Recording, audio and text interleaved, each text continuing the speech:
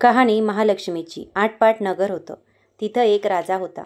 त्याला 2 बायका होत्या. एक आवडती होती, दुसरी नावडती होती. आवडतीचं नाव पाटमाधव राणी आणि नावडतीचं नाव चिमादेवी राणी होतं. त्या राजाला एक शत्रू होता. त्याचं नाव नंदबणेश्वर होतं.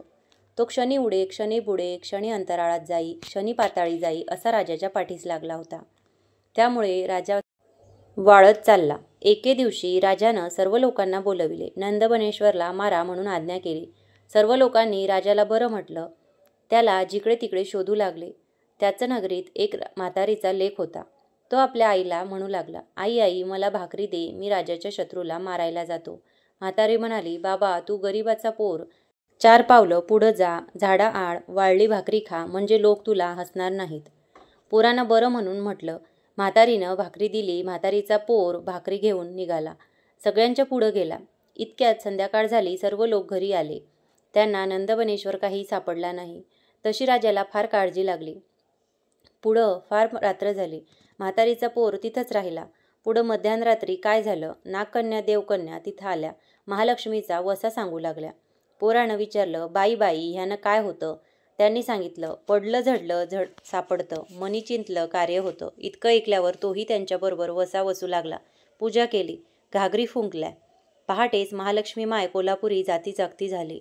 तसा नागकन्या देवकन्यांनी आशीर्वाद मागितला. तसा ह्यानंही मागितला. तसा देवीने दिला. राजाचा शत्रू मरेल, तुला अर्ध राज्य मिळेल, अर्ध भंडार मिळेल, माडीशी माडी बांधशील, नवलवाट नाव ठेवील, तो वैरी डावा पाय मस्तकी घेऊन उद्या राजाच्या अंगणात मरून पडेल.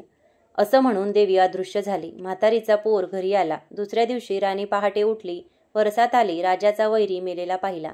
तिला आनंद झाला. तशी तिनं ही गोष्ट राजास जाऊन सांगितली. राजानं चौकशी केली. म्हातारीचा पोर सगळ्यांच्या मागं होता. त्यानं ह्याला मारलं असेल असं लोकांनी राजाला सांगितलं. राजानं त्याला बोलावू धाडलं. म्हातारीचा पोर राजाच्या घरी आला. त्यानं राजाला विचारलं, राजा राजा, आळ नाही केला, अन्याय नाही केला, मला इथं का बोलावलं? राजा म्हणाला, भिवू नको, घाबरू नको. माझा वैरी नंदबणेश्वर कोणी मारला? सगळे लोक तुझं नाव सांगतात. याचं काय कारण ते मला सांग. राजाला पोर म्हणाला, राजा मी मारला नाही, पण तो देवीच्या वरानं मेला. राजा म्हणाला, ती देवी कोणती? तिला तू कोठे भेटलास? पोर म्हणाला, सगळ्यांच्या पाठीमागून निघालो, त्यांच्या पुढं थोडा गेलो, शिळी भाकरी झाडाआड करून खाल्ली. येता येता रात्र झाली. झाडाखाली वस्ती केली. रात्री नागकन्या देवकन्या तिथं आल्या. त्यांनी महालक्ष्मीचा वसा वसला. त्यांची मी चौकशी केली. पुढं मी पूजा केली, घागरी फुंकल्या. पहाटेस महालक्ष्मी माय कोल्हापुरास जाती जागती झाली. सर्वांना आशीर्वाद दिला.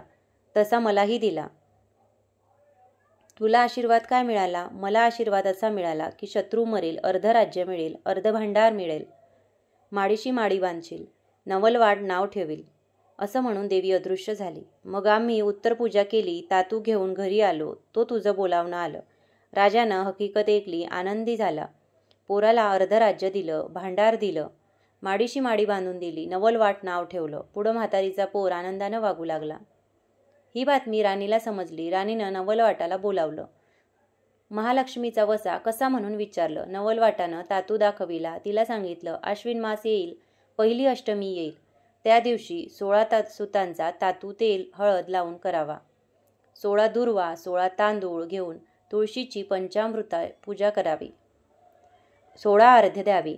मग धूपदीप दाखवावा. नैवेद्य दाखवून कहाणी करावी. त्यास हा वसा घेणं असेल त्याने तातूची पूजा करावी. तातू हातात बांधावा. दुसरी कहाणी चतुर्थीला व तिसरी चतुर्दशीला करावी.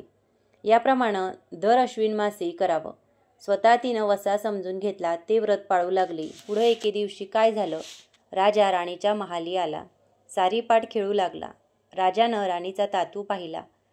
हे काय म्हणून विचारलं. राणीनं तातूची हकीकत सांगितली. राजा म्हणाला, माझे घरी हारे बहू, दोरे बहू, कांकणे बहू, कळावे बहू, व्रताचा सूत तोडून टाक. मला ह्याची गरज नाही. पुढं रात्र झाली. राजा राणी निजली. सकाळी दासी बटकी महाल झाडू लागल्या. केरात त्यांना तातू सापडला. दासींनी तो तातू नवलवाटाला दिला. त्याला राणीचा राग आला. इतक्यात काय चमत्कार झाला. त्याला नावडती राणी भेटली. तिनं तो तातू मागितला. हा म्हणाला, उठशील मारशील, घेतला वसा टाकून देशील. तिनं सांगितलं, उतणार नाही, मातणार नाही, घेतला वसा टाकणार नाही. तसा तातू तिच्या हवाली केला. वसा सांगितला. पुढं अश्विन मास आला. पहिली अष्टमी आली. त्या दिवशी काय चमत्कार झाला. देवी महालक्ष्मी म्हातारीचं सोंग घेतलं. पाटमाधवराणीचे महाली गेली. महालक्ष्मी तिला आठवण आहे का किंवा नाही हे पाहू लागली. तो घरात कोठे काहीच तयारी दिसेना. तेव्हा ती पाटमाधवराणीला म्हणू लागली, अगं अगं पाटमाधवराणी, पुत्राची माय, आज तुझ्या घरी काय आहे? राणीनं उत्तर दिलं, आज माझ्या घरी काही नाही. तेव्हा ती राणीला पुन्हा म्हणाली, अगं अगं पाटमाधवराणी, पुत्राची माय, म्हातारीला पाणी देशील तर तुझ्या राज्याला पुरे होईल.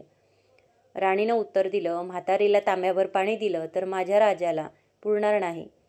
तेव्हा म्हातारीनं पुन्हा पाटमाधवराणीला हाक मारली, अगं अगं पाटमाधवराणी, पुत्राची माय, म्हातारीला दही भाताची शिदोरी देशील तर तुझ्या राज्याला पुरे होईल. राणी म्हणाली, म्हातारीला दही भाताची शिदोरी दिली तर माझ्या राज्याला पुरणार नाही. म्हातारीला राग आला. तिनं शाप दिला. तो काय दिला? सवतीच्या नहाने डाराडोरी करीत असशील, अर्ध अंग बेडकाचं, अर्ध अंग मनुष्याचं, अशी होऊन पडशील. इतकं राणीनं ऐकलं. खदाखदा हसली. पुढं म्हातारी निघून गेली. तो चिमादेव राणीच्या महाली आली. इकडे तिकडे पाहू लागली. तो तिला जिकडे तिकडे गडबड दिसली. एकीकडे पूजेचं साहित्य दिसलं, दुसरीकडे महालक्ष्मीचा मुखवटा मांडलेला दिसला. तिनं चिमादेव राणीला विचारलं, अगं अगं चिमादेव राणी, पुत्राची माय, आज तुझ्या घरी काय आहे? तिनं उत्तर दिलं, आज माझ्या घरी महालक्ष्मी आहे. तेव्हा म्हातारी म्हणाली, महालक्ष्मी म्हणतात ती मीच. राणी म्हणाली, कशानं ओळखावी, कशानं जाणावी? तो ती सकाळी कुंकारीण झाली, दुपारी सवाशीण झाली आणि संध्याकाळपोक्त बायको झाली. अशा तिन्ही कळा तिला पालटून दाखविल्या. नंतर राणीनं तिला घरात बोलावलं, न्हाऊ माखू घातलं, पितांबर नेसायला दिलं, चौरंग बसायला दिला. राणीनं व नवलवाटानं तिची पूजा केली. संध्याकाळ झाली. देवीसमोर दोघेजण घागरी फुंकू लागली. तसा घागरीचा आवाज राजाने कानी गेला. तुपाचा वास महाली आला. तशी राजानं चौकशी केली. शिपायांना हाक मारली, नावडतीच्या घरी आवाज कशाचा येतो, तो तुम्ही पाहून या. शिपाई नावडतीच्या घरी आले. महालक्ष्मीचं दर्शन घेतलं. तसेच ते परतले. राजाच्या महाली आले. पाहिलेली हकीकत सांगितली. तसा राजा म्हणाला, मला तिथं घेऊन चला. शिपाई राजाला घेऊन राणीकडे आले. राणीनं पंचारती ओवाळली. राजाचा हात धरला. मंदिरात घेऊन गेली. सारीपाट खेळू लागली. खेळता खेळता पहाट झाली. पहाटेस महालक्ष्मी माय कोल्हापुरी जागती झाली. तसं राणी म्हणाली, माय मला आशीर्वाद दे. महालक्ष्मी म्हणाली, तुला आशीर्वाद काय देऊ? राजा तुला सकाळी घेऊन जाईल आणि तुझी सवत तुझ्या न्हाणी डाराडोरी करीत अर्ध अंग बेडकाचं, अर्ध अंग मनुष्याचं अशी होऊन पडेल. तशी चिमादेव राणीनं तिची प्रार्थना केली की तिला इतका कडक शाप देऊ नका. तसं देवीनं सांगितलं की राजा तिला 12 वर्ष वनात तरी धाडेल. असं म्हणून देवी अदृश्य झाली. उजाडल्यावर राजानं तिला रथात घातलं. वाड्यासमोर घेऊन आला. पाटमाधवराणीला निरोप धाडला की राजा राणीला घेऊन येतो आहे, तिला तू सामोरी ये. तशी ती फाटकं तुटकं नेसली, घाणेरडी चोळी अंगात घातली, केस मोकळे सोडले, कपाळी मळवट भरला, जळतं खापर डोकीवर घेतलं आणि ओरडत किंचाळत पुढं आले. तो राजानं विचारलं की कोण ओरडत किंचाळत कोण येत आहे? भूत आहे की खेत आहे? शिपायांनी सांगितलं, भूत नाही, खेत नाही, तुझीच राणी तुला सामोरी येत आहे. राजा म्हणाला, तिला रानात नेऊन मारून टाका, असा शिपायांना हुकूम केला आणि आपण उठून महाली आला. राजा राणी सुखानं नांदू लागली. इकडे शिपायांनी पाटमाधवराणीला रानात नेली. तिला राजाचा हुकूम सांगितला. राणी मुळूमुळू रडू लागली. तसं शिपायांनी सांगितलं, बाई रडू नको, आम्ही तुझ्या हातचे खाल्लेले प्यायलेले आहे. आमच्यानं काही तुला मारवत नाही, म्हणून आम्ही तुला सोडून देतो. पुन्हा तू या राज्यात काही येऊ नको, असं म्हणाले. राणीला तिथे सोडून दिलं. आपण निघून रानात आले. नंतर ती तशीच फिरता फिरता एका नगरात गेली. पहिल्यानं कुंभाराचे आळीत गेली. तिथं नव्या राणीला नवा कळस घडवीत होते, परंतु एकही कळस उतरेना. त्यांनी चौकशी केली. नवं माणूस कोण आला आहे तोही सापडली. त्यांनी तिला हाकून पिटून लावली.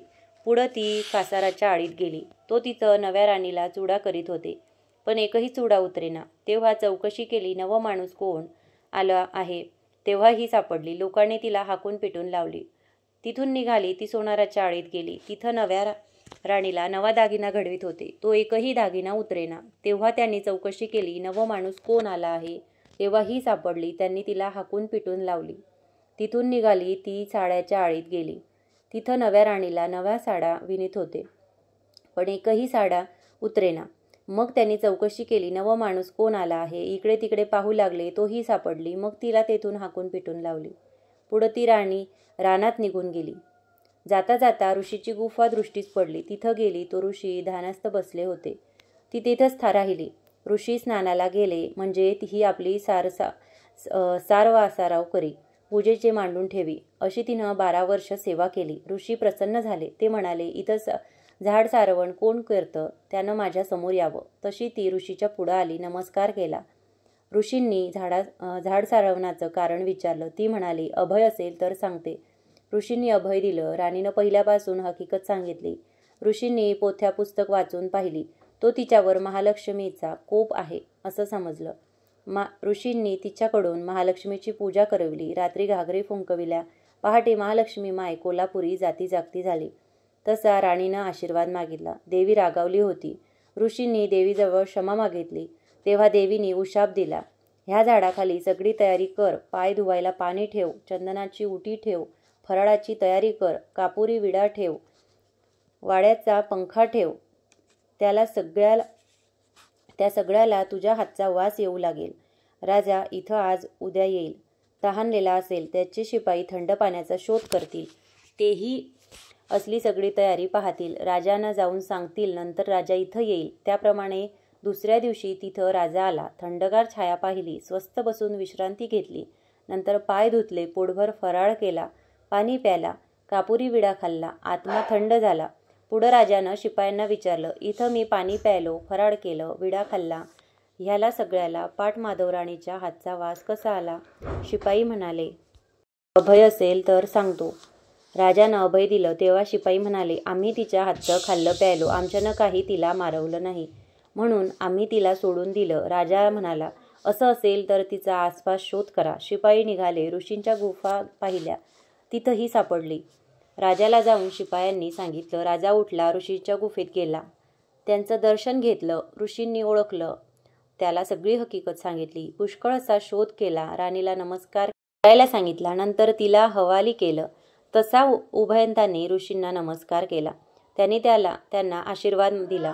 पुढं राजानं तिला रथात घातलं. आपल्या नगरी घेऊन आला. बाहेर उभा केला. राणीला निरोप पाठवला. राजा पाटमाधवराणीला घेऊन येत आहे, त्याला तू सामोरी ये. तशी राणी न्याहली, माखली, पितांबर नेसली, शाल जोडी पांघरली, अलंकार घातले. नगराच्या नारी बरोबर घेतल्या आणि वाजत गाजत राणी समोर गेली. राजानं विचारलं, वाजत गाजत कोण येत आहे, नागकन्या की देवकन्या?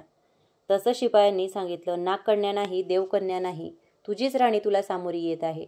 तेव्हा राजा पाटमाधवराणीला म्हणाला, तू जर अशीच सामोरी आली असतीस तर तुला इतके हाल भोगावे लागले नसते. राणी उगीच बसली.